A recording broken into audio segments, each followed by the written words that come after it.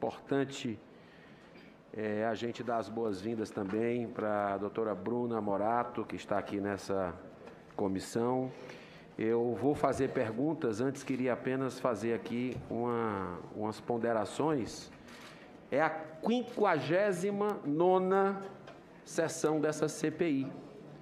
Nós estamos pela terceira ou quarta vez aqui na Comissão de Direitos Humanos, que é uma sala diferente da maioria das atividades que a gente desenvolveu nessa Comissão Parlamentar de Inquérito. Eu tenho muita honra, muita alegria de voltar a essa comissão, porque eu pude conhecer muitos colegas aqui. Antes de chegar ao Senado, nunca me planejei para entrar na política, foi uma coisa que ocorreu de uma forma muito espontânea. E nessa comissão, como um cidadão ativista, eu pude, presidente, muitas vezes levantar cartazes aqui, participar de audiências públicas altamente democráticas, de bandeiras que eu tive a oportunidade de abraçar braço até hoje, por isso que eu estou aqui. Então, nada é impossível, né? As pessoas que estão nos assistindo e nos assistem também porque gostam de política, isso é importante, e eu fico esperançoso com isso. O brasileiro está tendo um sentimento de pertencimento à política e isso me traz muito otimismo com o futuro que a gente vai ter, porque a cobrança dos seus direitos, o exercício da cidadania nos seus posicionamentos é muito importante, sempre na base da cultura da paz, do respeito, mas a cobrança aos parlamentares é muito importante. E eu digo a qualquer um que tente, se sentir o chamado, venha aqui representar o seu povo, o seu Estado. Doutora Bruna, é impressionante a diferença de tratamento que a gente está vendo aqui. Eu repito, 59ª sessão, e eu participei de todas, 100%, fiz perguntas a todos aqui que tiveram sentado nessa cadeira que a senhora está, e era tão bom que fosse assim, tão bom, tratamento respeitoso, de uma forma serena, sem arbitrariedade, sem abuso de autoridade, sem agressividade, que a gente pudesse ter aqui esse mesmo tratamento, onde a senhora pôde falar o tempo que quis em todas as respostas, todas as perguntas que tiveram aqui, sem interferência, sem intimidação. Como seria bom que todos os convidados tivessem esse tratamento, porque a sociedade está nos assistindo e está vendo a diferença com relação a isso. É uma questão até de princípio de justiça. A regra da boa convivência é o respeito. Felizmente, doutora Anise Yamaguchi não teve esse tratamento. Foi tratada aqui praticamente como uma criminosa, né? Uma pessoa que tem 40 anos salvando vidas e tantos outros depoentes aqui que foram desrespeitados. Eu também confesso que vejo que quando a narrativa que o depoente vem aqui, quando ele não reza da cartilha do que o relator, respeitosamente aqui, quer colocar como os argumentos, quando tem algum tipo de coincidência, quando confirma as narrativas, o tratamento é muito bom. Quando discorda, quando contraria, aí começa o festival de horrores. Esse é outro indício. Eu não entendi até agora. Eu estou aqui sem entender como é que caiu de paraquedas o ministro Sérgio Moro nessa CPI. Hoje, o ex-ministro da Justiça teve uma colocação ali que, do nada, foi colocado um print dele e eu fiquei sem entender. Eu acho que a gente não pode, de maneira nenhuma, misturar as estações, né? A gente tem que deixar a questão pessoal, problemas que nós temos de ordem política, em segundo plano. A gente não pode fazer esse tipo de coisa aqui, absolutamente, até porque o ministro Sérgio Moro merece todo o respeito da nação brasileira. Eu digo que eu sou inspirado a estar aqui, a entrar na política por causa do trabalho dele no combate à corrupção. Então, é um negócio que a gente não entende bem o instrumento político que é feito nessa CPI, a sociedade percebe isso claramente. Com relação a essa contaminação, a essa manipulação, para mim, particularmente, essa querela aí, jurídica que existe, da senhora, uma questão trabalhista com a empresa Prevent Senior, que veio aqui para a CPI, essa animosidade que eu percebo, posso estar equivocado, né, mas é o meu modo de entender, tem uma animosidade muito forte aí com relação a isso, me ratifica, me deixa mais claro que a gente tem que trazer aqui nessa CPI, senhor presidente, o secretário de Saúde de São Paulo.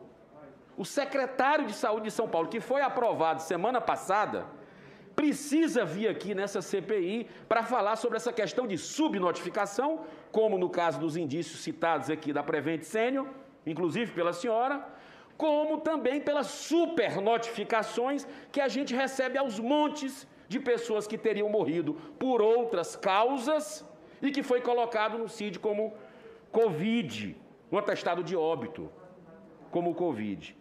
O presidente do Conselho Federal de Medicina, senador Reis, para tirar qualquer tipo de dúvida com relação a essa questão da autonomia médica, tudo que está sendo suscitado aqui, ele precisa vir.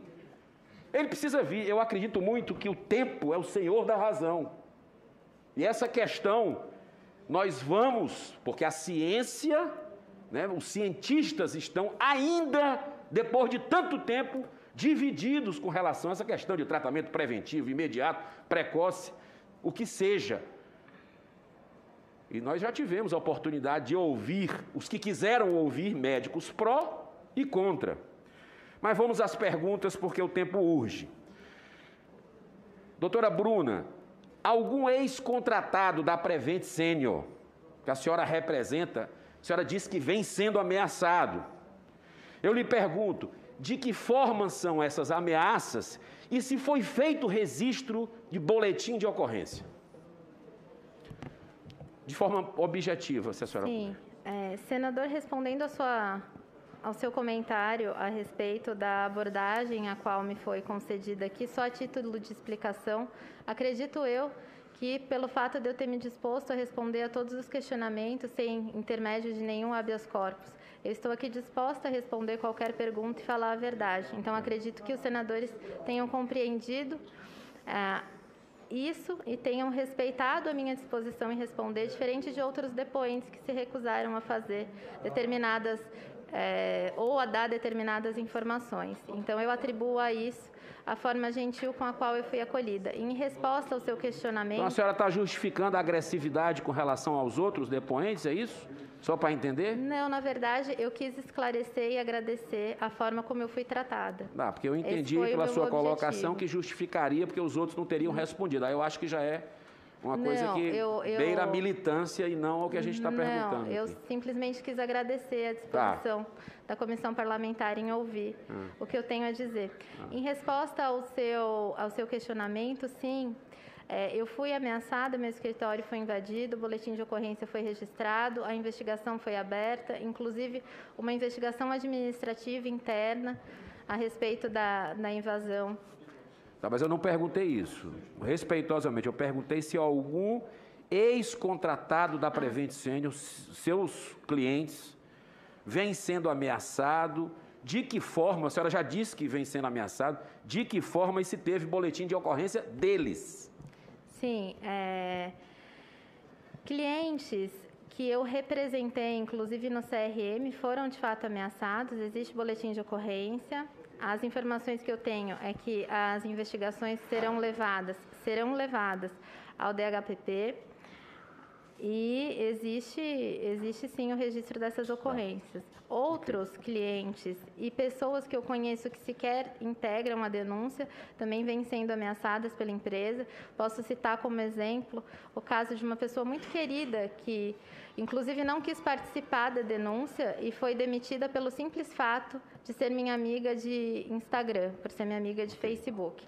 Ela foi demitida, ela foi humilhada, assim como outros médicos que tinham qualquer tipo de relação comigo que não profissional. diante da inconformidade com os procedimentos que a senhora disse aqui que eram impostos pela Prevent Senior, o que os seus clientes fizeram para resguardar a vida dos seus pacientes? Quais os resultados com essas providências? Desculpa, eu não entendi a sua pergunta, Vamos lá, senador, diante da perdão. inconformidade com os procedimentos, né, que a Prevent Senior teria imposto alguns procedimentos, tirando a autonomia, no caso que a senhora citou, o que os seus clientes fizeram para resguardar a vida dos pacientes deles? Quais os resultados dessas providências? Eu acredito, senador, que a principal providência tenha sido me contratar, para que eu pudesse expor a situação para que essas experiências cessassem e para que a verdade a respeito do tratamento precoce fosse colocada e desnudada em público. Tanto é que a minha tentativa foi fazer uma abordagem mais amigável. É importante destacar a minha formação técnica. Eu não atuo no contencioso. Essa menção que o senhor faz a possíveis ações trabalhistas, na verdade, são duas, em que o meu nome consta na procuração só como substituta. Eu não atuo na esfera processual e quando atuo é muito pouco, só em alguns casos específicos. Eu sou mediadora. Eu sou especialista em mediação de conflitos de alta complexidade. Então, só para entender, então os seus clientes, quando receberam a imposição que a senhora diz da Prevent Senior, foram lhe contratar e continuaram adotando os procedimentos, é isso? Não. Os meus clientes me procuraram justamente por não concordarem com os procedimentos adotados, pedindo para que eu os denunciasse, no primeiro momento, à presidência da empresa e depois à Comissão Parlamentar de Inquérito. Efetivamente, o que eles disseram ter feito, e eu acredito que realmente fizeram e efetivamente fizeram, na tentativa de salvar a vida desses diversos pacientes, é passar as orientações de forma correta, fugindo da obrigatoriedade do protocolo institucional. Ocorre que, à medida que eram identificados esses médicos que resistiam ao protocolo, eles eram indevidamente demitidos e lhes era imputada inúmeras faltas éticas que nunca foram devidamente comprovadas pela empresa. Tá. A senhora falou que os seus 12 clientes não fizeram qualquer notificação do que estaria acontecendo na Prevent Senior em relação ao tratamento precoce ou preventivo.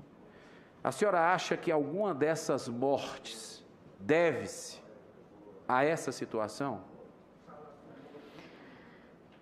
Nenhum médico da Prevent Senior, desde os diretores clínicos até os que estão abaixo, os coordenadores, os plantonistas e os guardiões, tinham autonomia para alterar o protocolo institucional. O protocolo institucional, ele vinha do Instituto Prevent Senior, ele tinha a aderência da direção executiva. Então, nenhum dos meus clientes tinha a autonomia necessária para alterar o protocolo institucional. Tá, então a senhora acha que por causa desse protocolo, algumas mortes são devidas, ocorreram por causa disso, é isso?